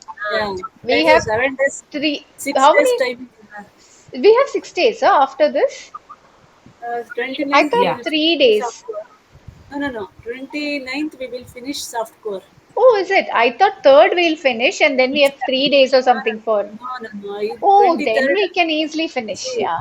yeah, 23rd, 25th, 27th, 29th. Huh. 29th, everything will be over the hardcore and Oh, softcore. good, good, So good. we have 7 days time actually. Yeah, yeah, yeah. So easily we can So finish not that time. necessary to hurry about that. Yeah. Aram say we Only can. 2 blocks are there in that. Huh. yeah. Oh, So we can that we enjoy can that easily life do. skill. Yes, only that is left. No, no dissertation. Ayo. After the dissertation. Yeah. Okay. Chandraprabha, Evening, you got to talk to sir finally. Yeah, yeah, yeah. I spoke to Ma'am, no? ma'am. Surma Sima ma'am, ma'am. yeah. Yes, ma'am.